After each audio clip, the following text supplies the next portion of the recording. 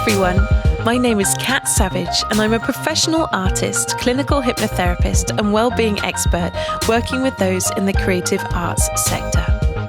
In my line of work, I get to meet some amazing, colourful people, from actors to artists, people who live their lives by their own rules, fueled by passion and determination to bring their unique talents into the world. I wanted to discover what it took for people to leave the usual 9 to 5 and hop on a dream, to capture their bravest moments and share these meaningful conversations with you, so that together we can explore the ideas, emotions and moments that could potentially change our lives too. The Brave Moment podcast begins now, in the middle of the COVID pandemic, probably the bravest moment not only for my guests, but for the whole world. So let's keep talking, have some fun, and enjoy the show. This week on the show, we speak to BBC introducing artist Suzie Mac. Suzie has most recently been working on her songwriting with Ivor Novello Award-winning and Grammy-nominated Ian Dench from the famous EMF. After playing some of the UK's most iconic venues and festivals, such as the Tate Modern, the Troubadour, Glastonbury Festival, Beautiful Days and Boardmasters, to name a few, Suzie had a life-altering allergic reaction, which left her hospital-bound and unable to walk. Just as she was beginning to recover, she contracted the coronavirus and found herself at death's door.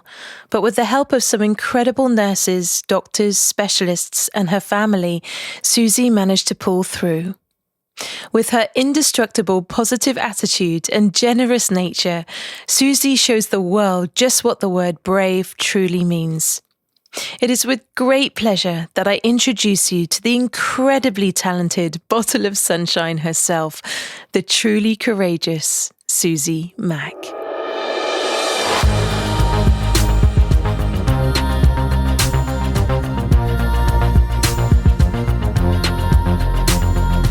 Suzie Mac, welcome to the show. Hello, thank you. I can't believe that we've just started off with a massive giggle, but it doesn't surprise me. No, exactly.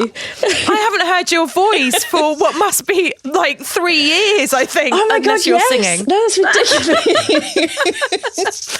But weirdly, I was out last night having a little social distance walk with a fellow guest who's coming on later called Esther Alexander. Oh. Lovely Esther. And I told her that I was doing a podcast with you today, at which point she went, "Isn't she the loveliest woman you've ever met?" To which I replied, "Yes, she's an actual living angel." And then we had a wonderful conversation about you and how awesome you are. And then when we were trying to get ready to record today and my husband was on the phone to you, you were there wrapping presents for kids. Oh, no. Proving my point. No, that was the aftermath. I'd already done it and sent them out.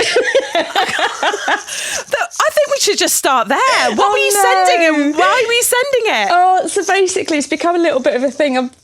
There's a group of girls that we're friends and obviously have this little WhatsApp group.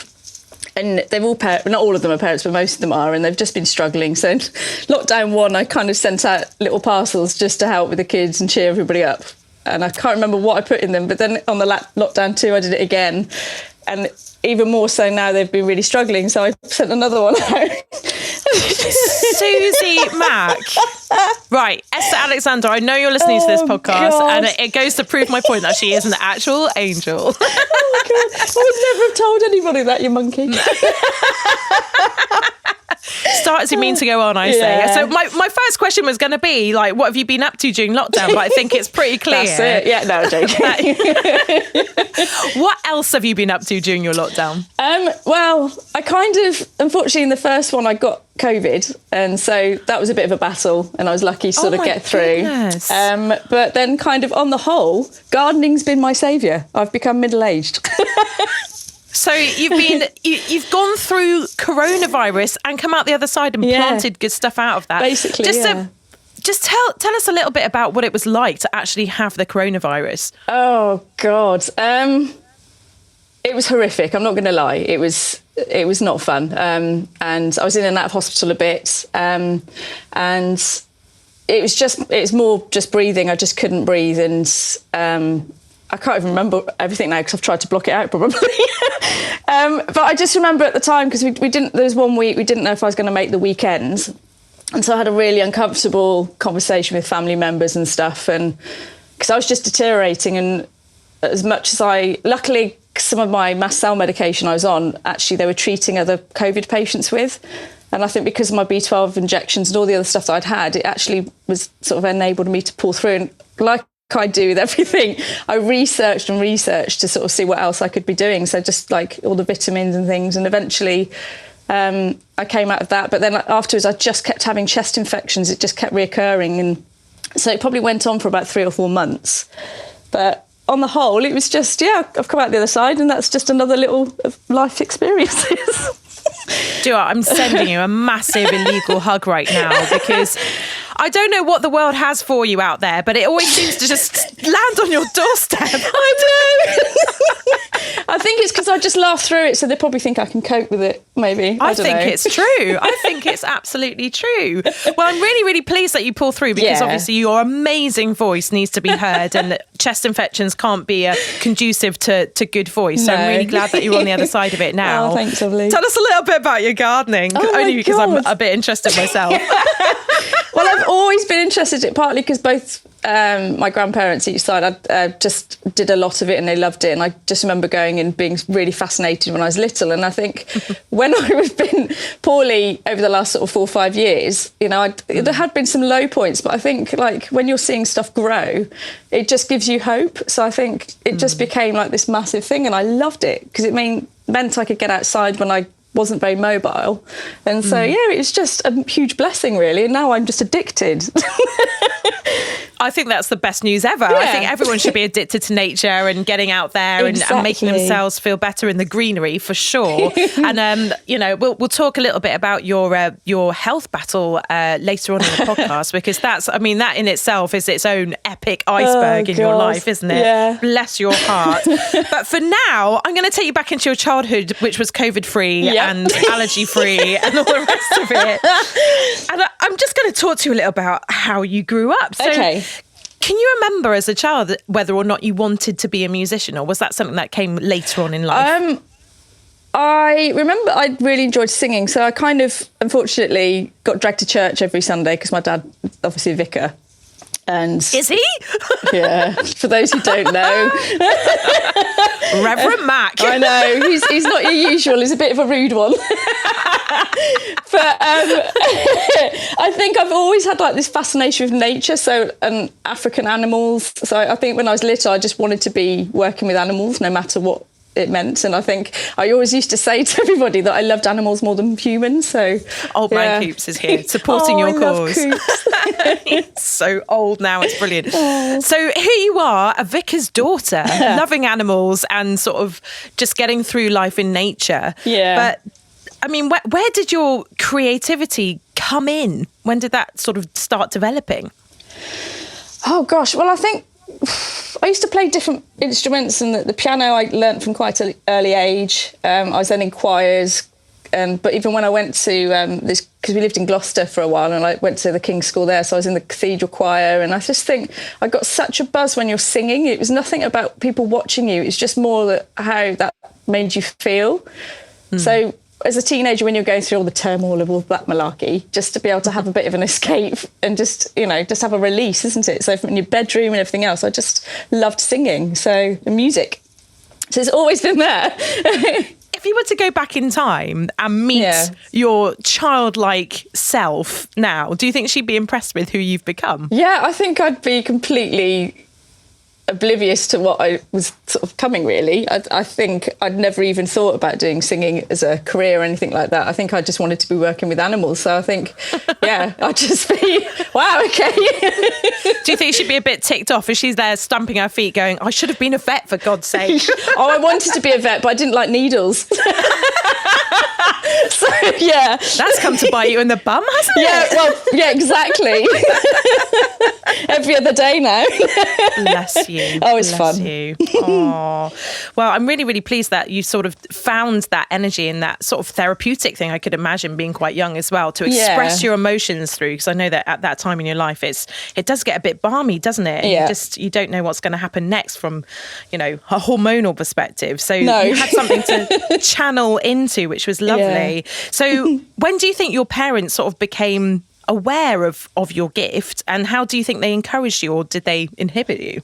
No, they never inhibited, actually. I think it was we surprised my mum because I was singing in the carol service in the cathedral and with the choir, and I had a solo, and then Dad, just as I was about to sing, just pointed to my name he'd written on the little service sheet, and Mum just looked at Dad like, what on earth? And then I started singing, so I think that's when they were just like, oh my God.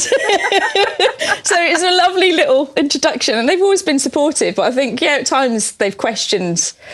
But to be honest, I didn't really start singing properly till in my 20s, later into 20s, so... Really? No, yeah. Oh my goodness, Suzie Mac. The way that you sound, and if you're listening to this now, pause the interview right now, go on YouTube, check out Suzie's stuff, and then come back again.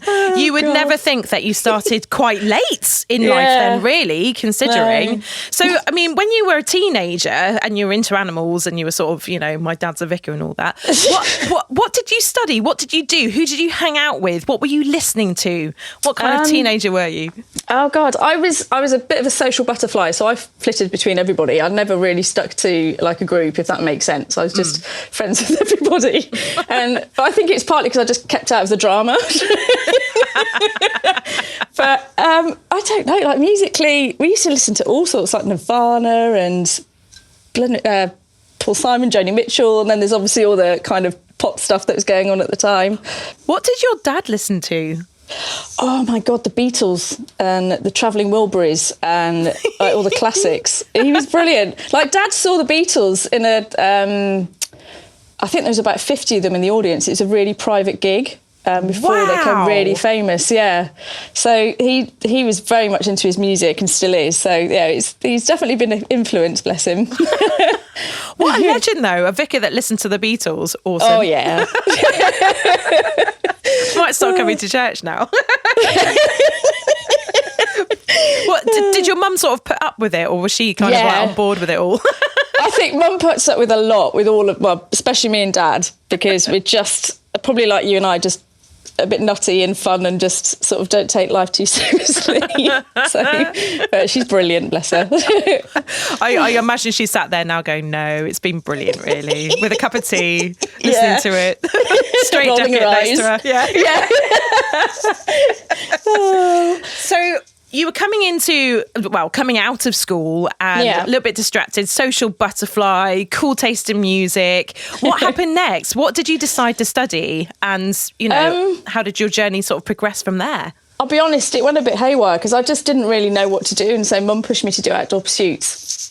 So I went into kind of studying sport and outdoor stuff and became an instructor and things. And then I did have a little bit of a sad situation where two of my really good friends died in a car crash. And with Jacqueline, I actually used to do singing and stuff. So I think that's partly why I stopped doing any music for so many years, because I just had that association maybe. I don't think I realised I'd done it. But yeah, so I kind of, music then around that time really pulled me through that kind of process and that time of my life, I suppose. So it does mean a lot, doesn't it, when you have amazing artists to do that. I can imagine that music must have been such a sensitive subject for you in terms of just wanting to shut off from that world because it reminded you of your friend, but also wanting to lean into it for that therapeutic quality of feeling her again, I suppose. Yeah, it was really mad because the week before we were on holiday in Crete and we were listening to all these different albums and stuff, and then kind of after that I just went quiet, and I weirdly had this sort of association again when I had COVID. I didn't listen to any music last year. And then afterwards, it just became this huge healing process. So I think when you're in the moment of trauma, I didn't really tap into it too much. But then after, it just saved. the whole situation. So yeah, it's really fascinating how our brains work, I think. I kind of weirdly understand that thing with trauma when you're just trying to almost be in the moment with it. You're almost just trying to get you through day to day. Exactly. It is really strange. So yeah, music's the therapy that you have after the situation. It really is. So when after that event in your life, when did you sort of pull yourself out of that situation emotionally? I went through a few years of just partying and just escaping, and then I ended up in Plymouth and I started working at the Treasury, and there was this amazing guy called Jay, and we got drunk one night with a load of friends, and we ended up just singing along to stuff, and he was like, oh my God, Suze, we should go to an open mic. And I was like, oh my God. And that's funny enough where I met Esther, so that's when things started to kick back in again musically. Wow. But yeah, drunken singing. Can you remember what open mic it was, and where were you, and who were you with, and what did you bar. sing? The back bar. Yeah. Oh my goodness, that's such a cool bar. Yes. Good place to start. Not in any of those skanky places. I know. God, I was petrified. I can't even imagine if you just moved down to Plymouth, some random guy that you've just met has just said, come on, let's go and do an open mic night, and there you are meeting probably, I would say, the creme de la creme of musicians in our city now. Oh wow. So what did you sing? I'm intrigued. Oh God, I think one of them was Shola Amma, You Might Need Somebody. Love that song. Good choice. Lisa Loeb. Oh my God, Stay. That was the theme of 90s for me. Yeah, it really was. Although, and then, oh gosh, I can't remember. I think we used to do a version of Reef. Oh, just silly stuff. I think it was good because it just brought my confidence up a little bit doing all those fun times. Wow. So did that give you a taste then to think, well, maybe I've got this gift? Or did anyone come up to you at that point and go, oh, wow, you can really sing. Who are you again? People said stuff, but I never believed it. I think I just thought they were being polite, and I did for years, to be honest. So I just kind of did it because it was fun and it was social, and I could only really do it if I was drunk as well. So the reality is I dread to think what it sounded like. Well, I've heard you sing, and like I've just said to all those people out there that are listening, who've now just listened to you on YouTube, they've heard you sing too. So it couldn't have been that bad, my friend. It couldn't have been that bad. Oh, I love you. So here we are at the beginning of essentially what is your amazing, awesome plethora of gigs and musical career, just at the very, very brink. But who are the people that you turn to for advice? Who are the people that encouraged you and basically helped you create yourself?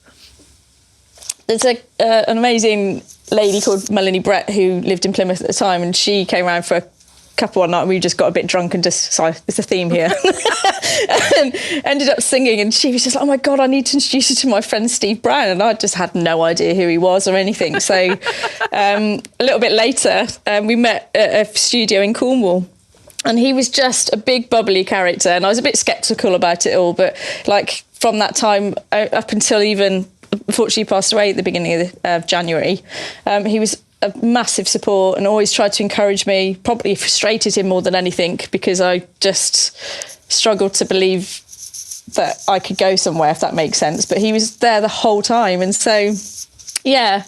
And I think that's the thing, isn't it? It's just belief is a huge thing in music when you're doing it as an artist. Was he someone that sort of helped with that belief? Did he give you any advice? Did he sort of lift you up in any way? Or did that come from other outsources? It's hard to explain because I think he was constantly encouraging me and trying to get me to write and sort of do songs and stuff. And there's all these plans to meet other people. And but then the ball started rolling and I kept meeting other people and sort of starting doing all these different gigs and showcases in London as well. And, I think I became really overwhelmed by how it was kind of the momentum of it all. I ended up going on a sort of songwriting retreat and meeting lots of amazing people there. I did some gigs down in Cornwall where a friend of mine, she ended up introducing me to a guy called Craig Logan, who used to be in Bros and has been a manager to some amazing artists. Yes, and Craig Logan!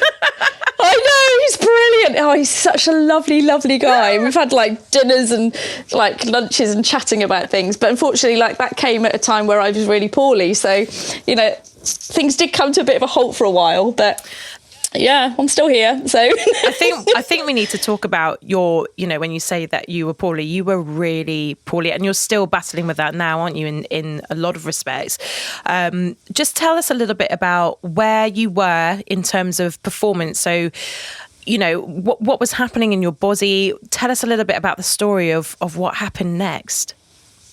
So I had, unfortunately, a bit of a situation where I consumed some more peanuts than I should have done in a sauce type thing unknowingly, and it just created this massive reaction. And so in the months that followed, I just slowly started to deteriorate, and then ended up in hospital.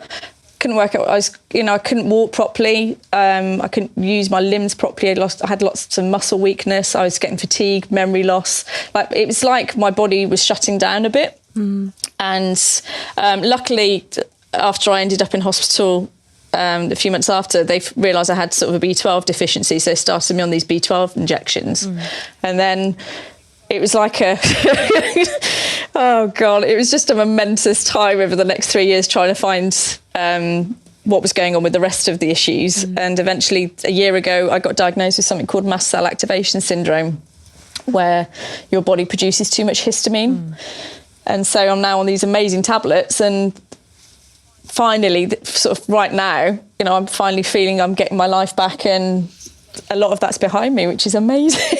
You know, there's so many things that I want to say, and there's so many things I will say right now, because I'm just absolutely in awe of you as a person, just being able to get through that in such a positive way. And if anyone follows you, they'll know, you know, just from your blog and all the rest of it, just how incredibly positive you've been about the NHS, about yourself, about the whole process. But I can't imagine what was going through your mind. How did you find that positivity, and how did you find it at such, you know, at the brink of your career? Yeah, I'd be honest, I didn't really think about my career. I was just sort of really focused on trying to find answers. So I was literally up till like 2-3 in the morning some nights, just researching, trying to find answers, because the doctors just couldn't. They just didn't understand what was going on, and they were just kind of holding their hands up. It's just one of those things. I'm like, well, no, it's not. There's got to be, you know, I think that was it. I just had the drive to fight to get better. So I think that's what drove me through it all. And don't get me wrong, you know, I had some really low points, but I didn't see that as being a negative. It was just a natural thing that you have to experience, isn't it? And I was just, I don't know, actually somebody said I was chronically optimistic. So I think that got me through. You are. I wish we could bottle you and sell you, because we'd make millions, Suzie Mac, because you are the most positive girl in the world. God. But in those moments of those lowest points, how did you get yourself through that? Tell us what you had to do mentally to get yourself through. Do you know what? I was fine with being ill and having to cope with that. I just couldn't cope with how it was affecting everybody around me, and how worried they were, and just they felt in utter helpless despair. And I think there was a couple of summers ago, I didn't feel suicidal, but I just got to a point where I just couldn't think about going forward, because it was just hurting so many people, just not knowing what was wrong with me. And I think, you know, there was a few times that I'd get up, and then it's going to sound terrible example, but when you see a dog that has kind of spinal damage and they're dragging their leg behind them, I was doing that with one of my legs, you know, every now and again. And I think we just didn't have a clue what was going on, why it was happening. It didn't make sense. It didn't make sense to the doctors. And, you know, my parents have been phenomenal. I had to stay with them for the entire time, bless them. And yeah, I think it was really tough, and I just think I struggled more with that than what I was experiencing, which is a bit odd, I know. But well, I can imagine, because if you spent too much time within your own body and within your own thoughts, it might have really, you know, screwed you over. Whilst here you are, if you could put your focus into other people and into getting better, then of course that drives you forward, doesn't it? And it does seem to help when other people are calmer around you, I guess. Yeah, I think I luckily accepted everything that was going on quite early on. So for me, it wasn't such such a traumatic experience in that respect. It was purely just not being able to reassure other people. Yeah. And I think when you're living in a mindset where we just didn't have a clue what was going on, and that can be really damaging because there was no answers, but you didn't want to give up either. And so I think, I just had to keep pushing on. And I think when you notice you're in those areas of being triggered by that kind of turmoil, you just have to find ways out of it. And I think that's where the gardening came in and then music and stuff. So, it does help, doesn't it? It does, but clearly, I mean, you're a miracle case of how it's helping. So, if anyone can do it, you can do it. And I think we've all just been holding our breath, waiting for this moment where you can feel better, because your voice is magical and your work is incredible. And you mentioned there that, just like you always do, that your focus was on other people. And I know that focusing on other people has been a massive part of your journey, hasn't it? Whether it's been with homeless people, whether it's been with these children that you've been wrapping presents for this morning.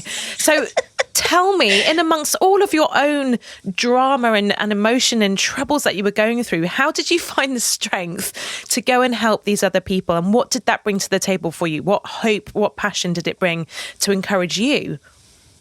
I think I've always had this, thing is, when you grow up in a religious household, you kind of always around people that are helping each other. And I've always questioned the whole God thing, and mum and dad have just completely understood that because of some of the stuff, I've witnessed growing up. But I've always taken away, helping other people just brings so much joy. And, it doesn't take much, does it, to just hold your hand out and just say, look, do you want to just talk, or, what can we do to help type thing? And I think, nobody deserves to be on the streets. Nobody deserves to suffer or feel, in that low place. And I think it just doesn't take much, for me or others or you to just hold your hand out, if that makes sense. Yeah, yeah. And you just, when you see how they can turn their lives around, or, and I think you've got a whole country and world at the moment where lots of people are becoming homeless. So it can happen to anybody at any point as well. My goodness. And especially after the COVID situation as well. And again, weirdly, whilst I was sat on the hill with Esther Alexander and talking about you, we did come on to this conversation about homelessness and how we, personally, we know a couple of people that are homeless, and hearing their backstories of how they get there, it could literally happen to anyone at any point. And I can imagine that with the situation that you've been going through, where you've, been stuck in a hospital bed or stuck with your parents, bless them, feeling incapacitated and not being able to work or not being able to support yourself, that there is a mirror there, isn't there, between, those people that end up homeless and what the journey that you were going through. Yeah. And I think if you haven't got the right support network around you, I've been so lucky, I could have been easily on the streets or just sort of trying to bunk on friends' beds or sofas and stuff. I want to take you a little bit away from the bleakness of the situation. Let's do that. Let's do that. When you sent your bio through, I was utterly gobsmacked when you mentioned your link to Iron Maiden. Talk to me a little bit about that. Oh my God. Oh, so when I've done bits of work, I've done events and stuff, and I ended up getting sent to a chateau in France to look after a family for a week. We turned up and it was their manager and his amazing family. Wow. And he was called Andy Taylor, and he was such a character. And so we looked after him for a week, and halfway through there's another lovely girl who was working with me, and then you've got the people that run the chateau, and they were, oh my God, chateau. And they were brilliant. And they all started telling the family and Andy Taylor that I can sing. And I was like, oh my God, don't, I was just so mortified. I was like, I'm just here to do this. Don't say anything. And then I think it was his daughter's husband played the guitar, and he had a guitar, and they're like, right, we're going to get you to come and do like a session after we've had like our dinner on the veranda at the back of the chateau. And I was just like, no. But in the end, we had a little rehearsal and ended up they gave me some whiskey to sort my nerves out, and we did a sing, and it was brilliant, really good fun. And then afterwards, Andy came and sat next to me. He's like, right, you need to come and see me as soon as you get back to the UK. Come up to London, come to my hotel, and we need to have a chat. And I was like, oh, good grief. But yeah. And that's kind of how that kicked off a bit, really. That is absolutely nuts. But it just goes to prove that if you're in the right place at the right time, then anything can happen. And another testament to, you know, going for it, because it must have taken a lot of guts. I know you have whiskey involved as well, but it must have taken guts to sit there in front of the manager of one of the biggest bands in the whole entire world and sing in your chateau. Yeah, chateau. So I want to know more about these amazing moments that have happened in your life. Can you give us a few more of your highlights? Oh gosh, I can't think. I think I spent some time in a songwriting retreat a few years ago. Actually, the year I became really poorly, it was the week before I ended up in hospital, actually. And for me, that was a real life-defining moment, because I don't think I really believed in myself before that. And I think being around all these, I think there's about 30 of us actually that were there, including the mentors. And they were just all amazing, encouraging. We wrote the day, and then there was one Pacific day. Then we'd perform them at night. But there was one day that I'd wrote with a guy called Jez Ashurst, who's done lots of writing with different big artists and stuff. And we kind of got onto the whole subject of sort of losing people and suicide and stuff, and wrote this song. And then we performed it in the evening. And I wasn't feeling very well that week, but we did the showcase in front of everybody and did this song. And when it's finished, the main guy, Martin, got up and started talking about it, and then referring to the mentors about what they thought and stuff. And everybody was just so encouraging. And then they were just sort of talking about my voice. And I let out this sort of really embarrassed giggle. He just gave me a dressing up and saying that I needed to take this seriously. And I think he said, you had no idea how talented you are. And I was just like, oh, okay. And I think that's when, because you're around people that knew a lot about it, and I think they had a lot of respect for me and I had a lot of respect for them, it was a real defining moment for me, because that's when I finally believed, oh wow, they really mean it. Which was it was really it was mad. Can you remember when you'd sort of finished that songwriting retreat and you felt a little bit more belief in what you were doing? Can you remember the first gig that you did after that, and how did that feel, and how was it different to the previous gigs that you'd done? Oh, wow. So I had this is the weird thing, is that I come back, I was really ill in hospital for a bit. Then I started the summer of sort of gigs, and I was sort of working around being poorly. But my God, the confidence level was just so different to anything I'd experienced before. And I was really enjoying performing, and I don't think I'd enjoyed it as much before. And I think one of them was Port Eliot Festival. And we did Boardmasters as well. And actually, it was like a switch had just been let off, really. And I just felt this emotion when I was singing, and I was in the moment, when before I think I was just really conscious of what people might think. I just didn't really care so much. I was just more about sort of being as a band and loving it. And actually we had a crazy moment at Boardmasters. There was a photographer came along to see me, and he was from New York, and I didn't really know much about it, and other than that he was really lovely. And then about 2-3 weeks later, I think he'd gone back to New York and written this review about me. And then the next thing, I was being tweeted by the CEO of CNN saying, you must come over and do some gigs and let's get this all sorted. And I was just like, oh my God, what the hell's happening? But I think that summer on a whole was just a really defining sort of time. It wasn't just a specific moment. I just remember feeling elated that I could finally enjoy singing and the music properly. It's like a proper Cinderella moment in the movie. I'm watching the Suzie Mac movie as you're saying this, obviously, and I'm imagining you going through your life with your amazing hair just floating in and out of these situations.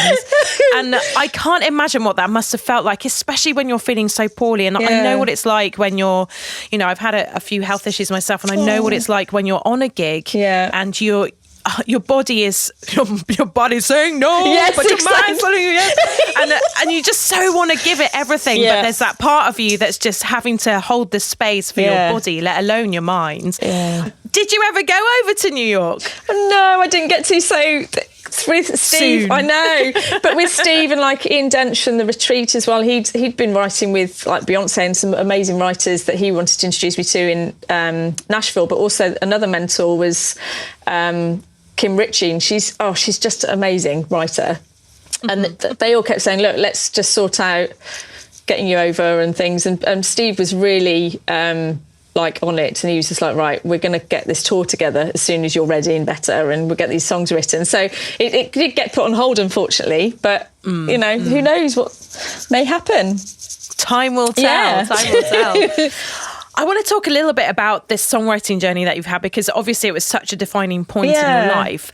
What advice would you give to younger people that are coming into the business who want to songwrite? What did you learn about yourself in the songwriting process? And are there any sort of like good tips or hints that you can give people if they want to start writing themselves? I think it's really important to be yourself and write stories that mean something to you. Don't try and write stuff that you think people might like, you know, say labels or anything. I think it's got to be about your journey and what you're comfortable with. I think when you start getting put into certain outfits that you don't like, you're not going to feel the performance, you're not going to enjoy the experience. And like, that's why when you're at the start and you're writing, it really needs to be about you and what you love and what you think. Does that make sense? Oh yeah, utterly. Absolutely. And it's something that I totally agree with. Write what you know, and really stick to it, especially with music when you've got such a small amount of time to say something. Yeah. I think it's really, really important that it does come from your heart, and it's really, really clear when you sing that that's the case every time. You seem to bring that energy, probably because you're so grateful to be there performing in the first place. Exactly. So you have another motive behind that, but it really does come through. And oh, that's good. Do you feel that your body's recovered its stamina? Do you feel that your voice is sort of free from the cage again? Oh God, definitely. It's only been in this last month that I finally felt like I'm free again in a weird way. Yeah. And I actually went for a social distance walk with Martin, who used to be in the band. He's now working with Rogue and doing some amazing stuff. We're going to start doing some writing together. But he could see how much better I was, because I think I went for a period of time, like my head and processing skills were just not there. So it was really difficult for a band to support me through all that, because they just didn't have the real Suzie, not the real Suzie, but the Suzie that they knew and loved. And so I think they all struggled to witness that, the deterioration. So I think for those guys to start seeing that I'm finally coming out the other side, and then I'm just the bright person that I used to be, maybe nutty person. I think, it's really exciting, I think, this year, despite what's happening. I'm so relieved that, we're having this podcast now, and I can't wait to interview again in like 12 months or whatever and see what you've achieved, because you just do so much so quickly. And even in that state, in your lowest moment, you have still achieved so much. And that's a massive testament to your ambition, to your passion, to your will, to everything. Yeah. And, from a mental health perspective, I can't even imagine what it must be like to feel sort of less foggy in your mind. Like, what has been the biggest benefit to your mind coming out of this? Oh God, I think when you're just in this thick fog and you just don't have any trust in yourself and what you can do and your abilities, and so even when you're in social situations, you just retreat. And I'm sure lots of people around me would be able to say, oh, Suzie's not herself, because I just struggle to have that connection because everything's so much slower. And I think I became a shell really for a long time. Just not having that trust in myself and be able to communicate properly. It's really bizarre. I can't quite describe it properly probably, but yeah. Now that you're feeling a bit more like yourself, what is the first thing you want to do out of lockdown? What are the things that are important to you now that maybe you took for granted before you had to go through this journey? I desperately want to travel and just sort of spread music now. I think that's really going to be a big focus. And hopefully be able to go and do my tour that I wanted to do. But also just hug everyone.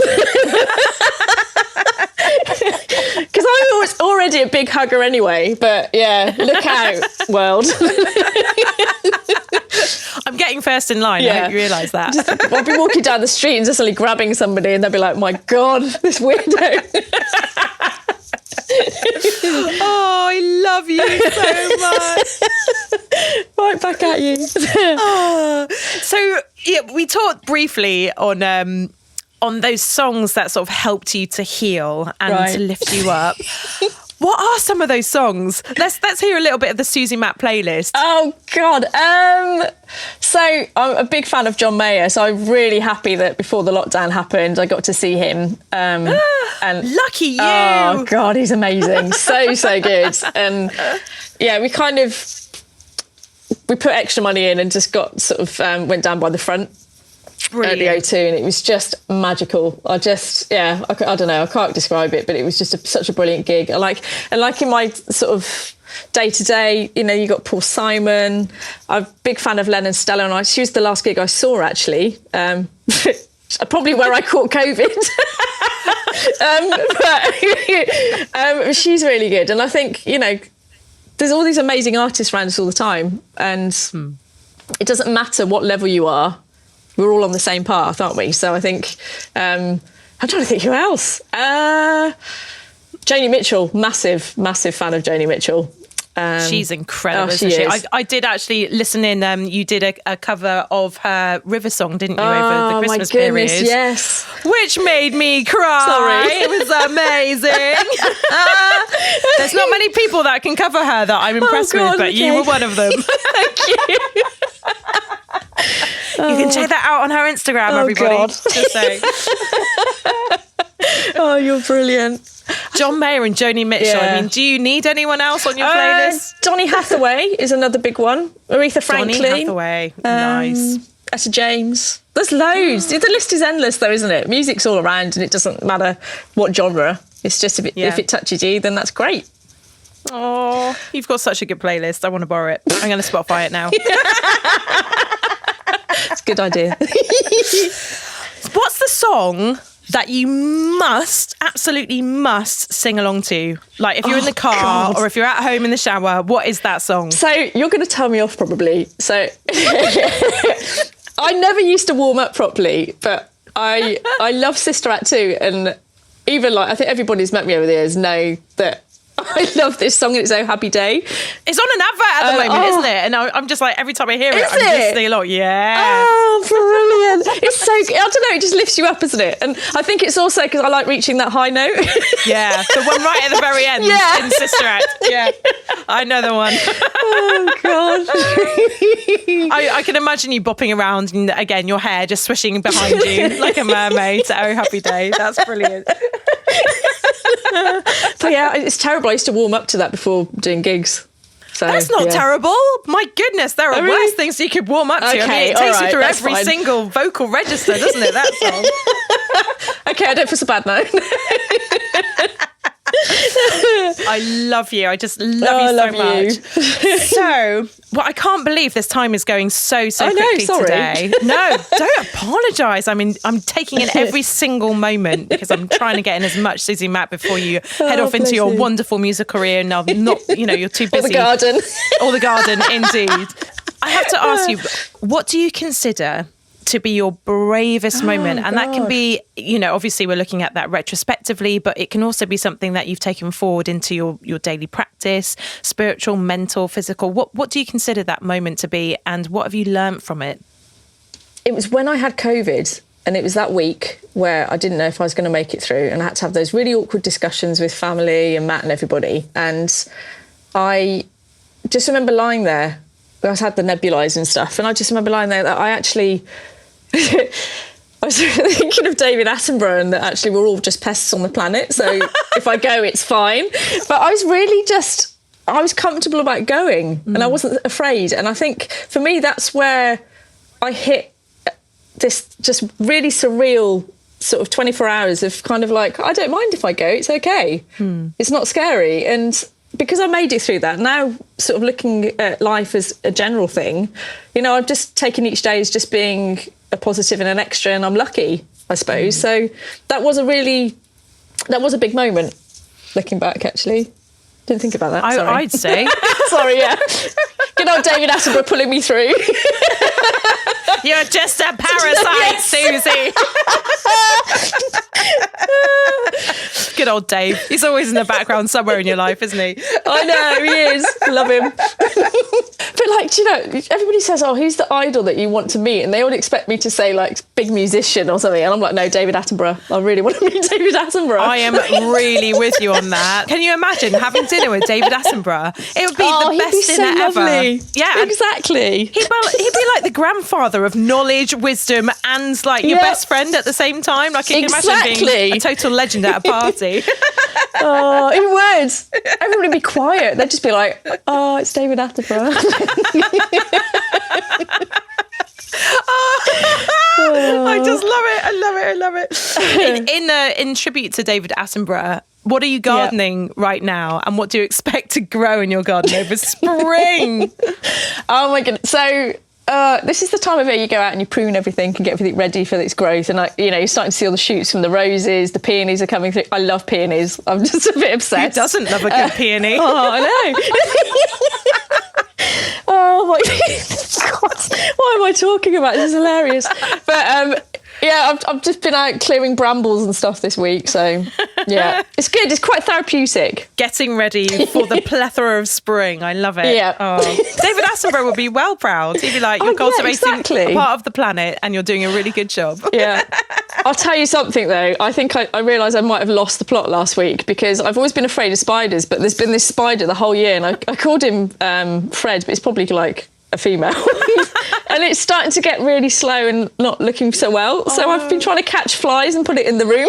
Oh, and I'm like, I have lost the plot. No, I absolutely hear you. I'm exactly the same. I'll save snails if I see them on the sidewalk, all of that kind of stuff. Wood lice. That's always when I bring the logs in for the fire, I'm saving all the wood lice. And I check all the wood for sort of asleep wasps and bees. Oh, I'm such an idiot, really. No.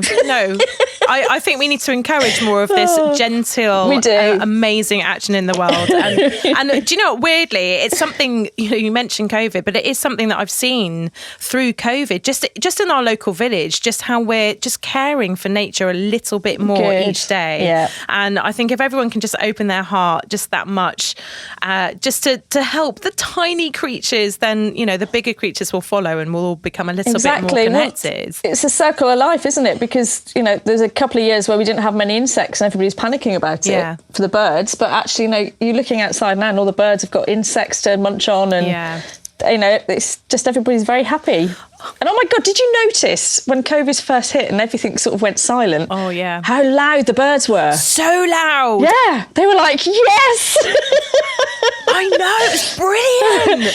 Yeah. But I think it's like weirdly, I had a podcast with the guy called Craig Jones, who's a wildlife photographer, and we had this same conversation, and he said it wasn't that the birds got louder, it's just that we stopped to listen. And I think that's the thing that happened through COVID. We did. Yeah. We went into our gardens a little bit more. We did go for those walks. We did get out in nature. And I really hope that continues and that we continue to notice and maybe use our cars a little less so that we can pay attention to these things. Exactly. Oh, you're just like Mother Teresa and the Dalai Lama mixed up into some beautiful I don't know about musician. I've had an epiphany, that's all. Oh, I'm sorry about that, darling. Yeah. It will heal up, I promise. Oh, God. Sorry. Okay, so bringing you back into the room of music, just to finish off this interview, what tips can you give to other musicians out there? What can people do to get their music to the next level? If they're just starting out and they're listening to this interview, what advice would you give them? Do you know what? This is a weird one. I have noticed over the years how jealousy has actually really hindered a lot of artists because they get so consumed about not doing as well as other people. And I think it's really important to realise how we're all on the same path, we're all on the same journey, and don't look to other people as a negative, because together we all can just move along. And when you have those negative sort of headspaces, they do hinder you from being open to opportunities. And I think just be open to all of that and just do different gigs, do charity gigs. Not all, all of them that you get asked to do, because that would be crazy. But I just think it's really important to just have a positive attitude, and also to sort of be conscious that there are some people out there that just want something for nothing as well.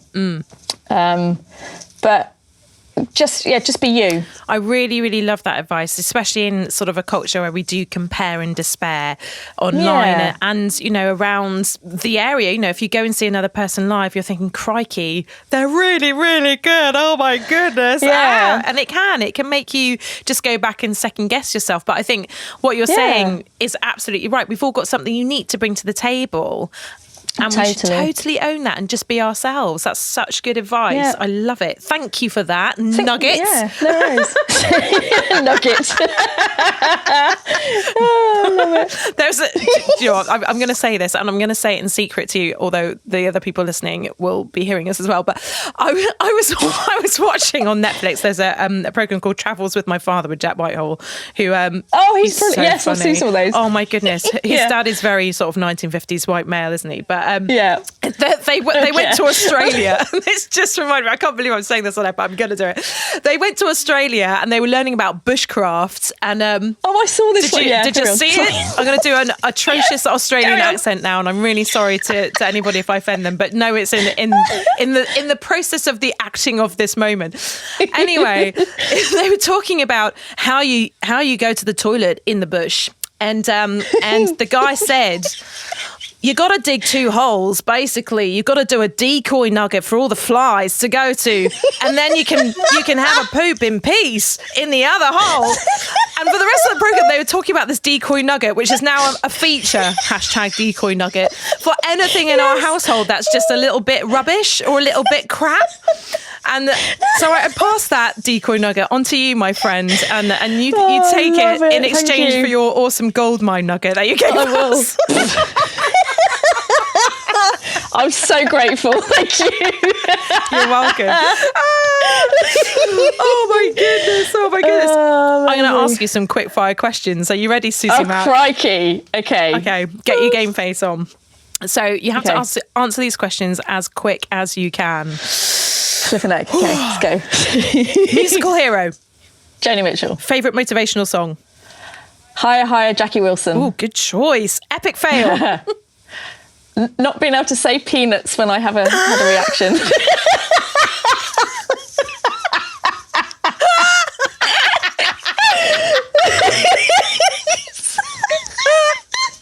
Oh my God. Sorry. That's stopping my tracks. Sorry. Okay. Last gig that you went to. Leonard Stella. Favourite item of clothing. Flip-flops. Flip-flop. Flip-flop. The last text you received. Oh my God, that was my sister about cleaning products. She was excited. Sorry. Shout out to Susie's sister. Nice work. Oh, bless her. Yeah. You'll clean up this dirty record. I love it. If you could have any other talent, what would it be? Wildlife photographer. Oh, good really one. Want to do that. Oh, yeah. Awesome. Favourite book? I've got 2. The Alchemist and The Boy, the Fox and the Horse. Oh my goodness. By Charlie McKesson. It's so beautiful, that book. It is. I know it's like supposed to be for children, but I just bought so many for my friends for their 40th birthday parties because I was like, oh my God, it's heartbreaking. It's perfect, isn't it? Such a good book. And The Alchemist. Anything by Paulo Coelho, and I'm in there. My goodness. Really good choice. Favourite film? Well, anything with David Attenborough. Sorry. I'm starting to think this relationship goes a little bit deeper than nature. I know. Okay, I won't tell anyone. Decoy nugget. Favourite trait in human beings? Kindness. Worst trait in human beings?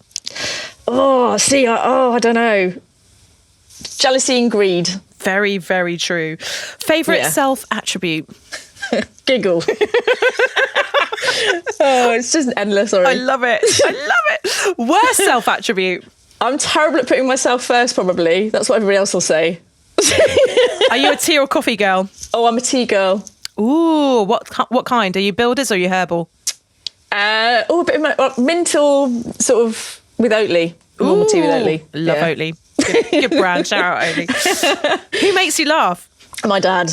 Awesome. A vicar that makes you laugh, I think, is an absolute literal godsend. Yes. Oh, God. Oh, here we go. Annoying habit. Oh, man. Everybody would say I joke through serious stuff, probably, and I've got it from my dad. Chandler Bing. Oh, my God, yes. What is your favourite animal? Oh, man, do you know, I love them all. It's hard. I'd probably a lion or something, or a white tiger. I don't know. I have no idea. I love them all. That's fair. I'm kind of with you on that. What's your favourite food? My mum's homemade fudge. Oh, yeah. I used to nick it at Christmas. She'd hide it for like a month before, and then I'd go on these little hunting errands. God bless your mum. I know, bless her. She's been through a lot with us. A weird thing you do? I probably like animals more than people. I don't know. I don't know. Yeah, probably that. Hair products for the Suzie Mac swish look. Moroccan oil. Ooh, okay. I'm on that now. I'm going to get some straight after this interview because my hair looks like, I look a little bit like Ronald McDonald at the moment. You have the best hair. No, you have the best hair. Oh, I don't know. Amazing. I don't know. That's just so I'm glad that there's no, pictures online at the moment of my incredible roots. You haven't seen my hair today, don't worry. Okay. It's cool. Good. It's lockdown hair. Lockdown hair. It's a thing. It's rock and roll, baby. Okay. If there was a zombie apocalypse, what would you use as a weapon and where would you hide?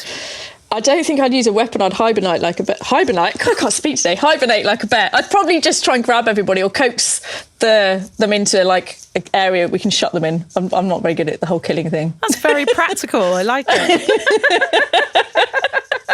I think you have survived this quickfire round incredibly well, and you've saved the world from a zombie apocalypse. So I'm giving you the solitary clap. Here it comes. You are brilliant.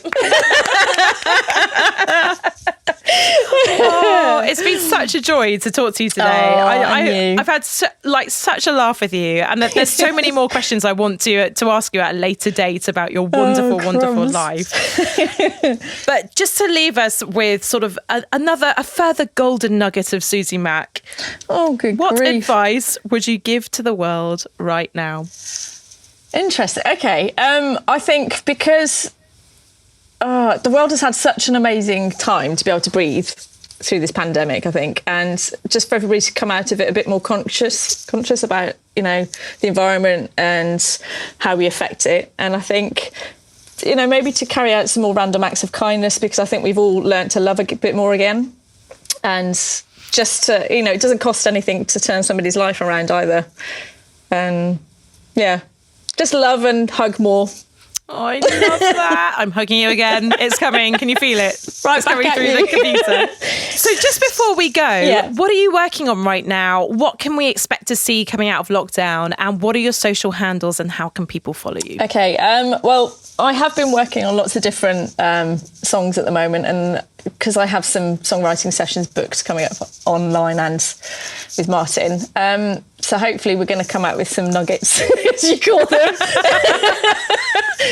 And you can find me on suziemacmusic.com and Suzie Mac on all the other bits and pieces like Instagram and Facebook and Twitter. Fantastic. I will look forward with eager eyes, as I always do, to everything that you bring out. You've been such a wonderful guest today, Suzie Mac. Thank you so much. Right back at you. Not a guest, but you've been a wonderful host.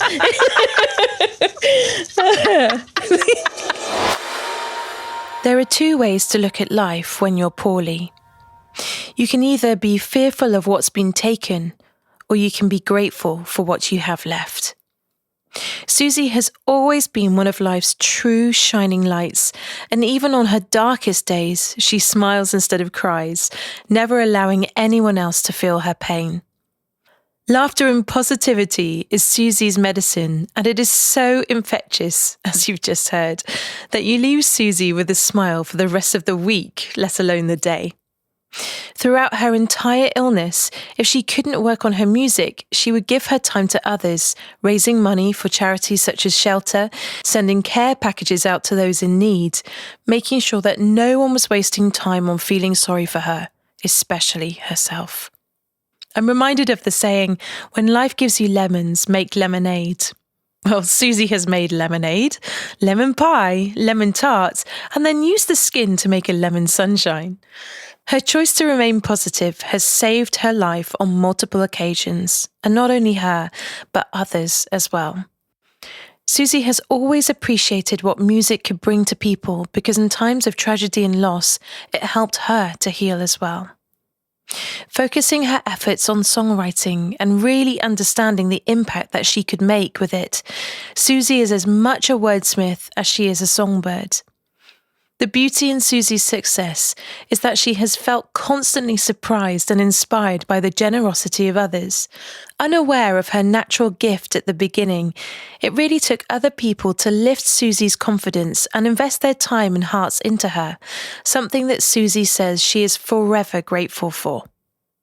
Because of her generous and sociable nature, Suzie has been able to network with ease, and her positive reputation precedes her, making it easy for others to recommend her for projects. There is nothing worse than working with someone who is unreliable or miserable all the time, and professionals know that they have a good thing when they work with Suzie. She mentioned in her advice for those entering the business that there is no need for jealousy. And I agree.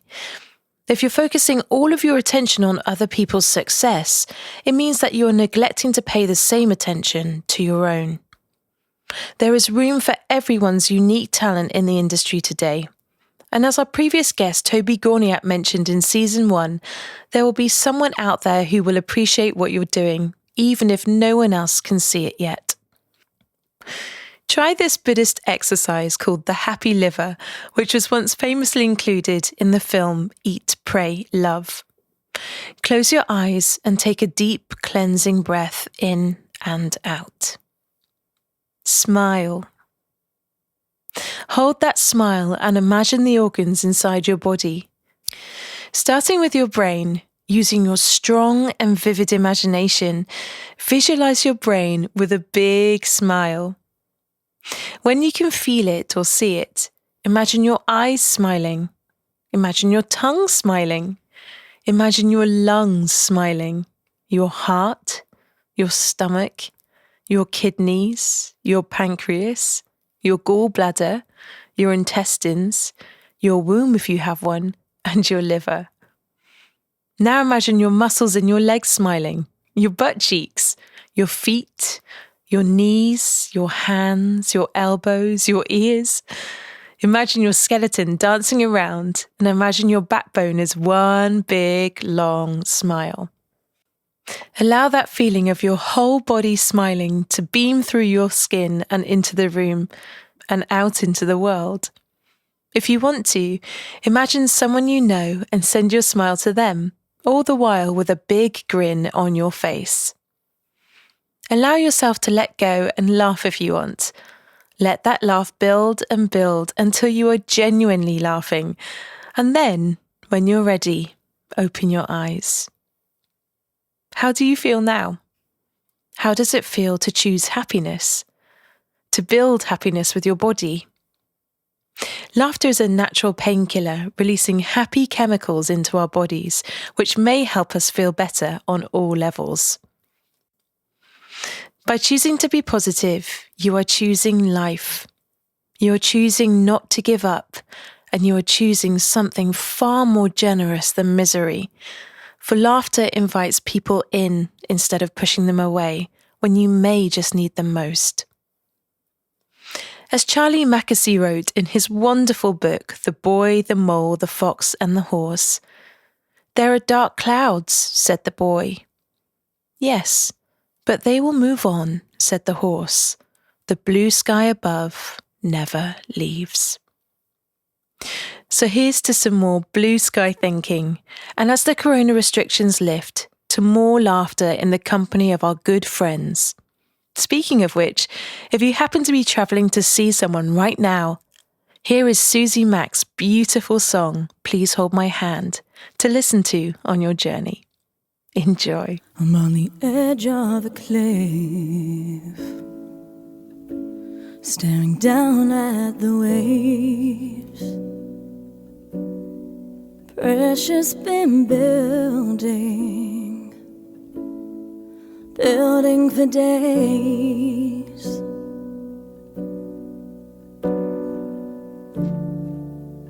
All I can see is myself. I just need your help. I'm reaching out, oh, I'm reaching out. Please hold my hand. I feel so alone. Please hold my hand. Don't let go. Wrap your fingers around mine, make it alright.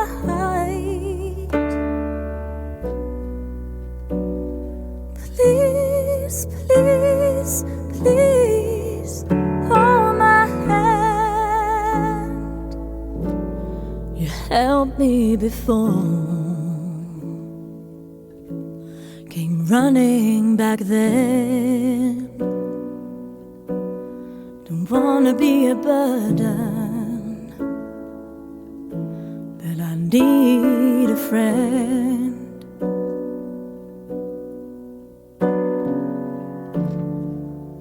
All I can see is myself. I just need your help. Now I'm reaching out, oh, I'm reaching out. Please hold my hand. I feel so alone. Please hold my hand. Don't let go. Wrap your fingers around mine, make it alright.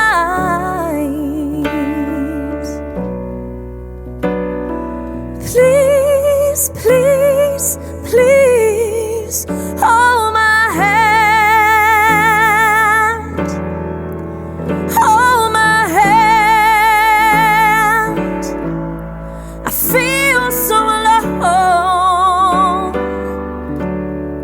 Please hold my hand. Don't let go.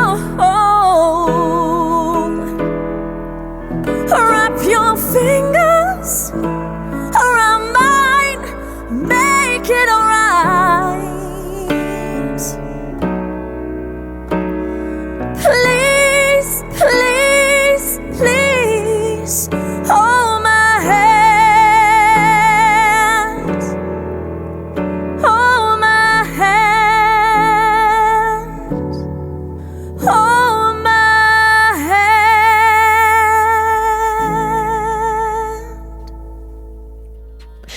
Next week on the show, we speak to cartoon artist Martin Peers from Toast Cartoons on how drawing a dog named Levi changed his life. Thank you so much for taking the time to listen to the show.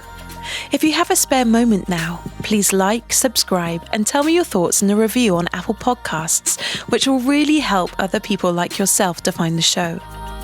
Of course, you can also share the show with your friends by following us at the Brave Moment Podcast on Facebook, Instagram, and YouTube, or on Twitter at Moment Brave, or just follow the Linktree on all of our social media platforms. It's been so wonderful to have you all here with me again. Please get in touch with your own stories, and remember, your brave moment starts now. For those that have listened all the way to the end of this interview, Here's a little outtake to brighten up your day. I hope it makes you smile as much as we did. 3, 2, 1. Okay. I'm pretending that someone's died in my front living room, and I'm getting really. Oh my goodness. Right. Okay. We're just going to start with like. Oh, flipping heck. This is going to be brilliant. Okay. Great. We can. Right, we can do this. We can. Suzie Mac, welcome to the show. Thank you.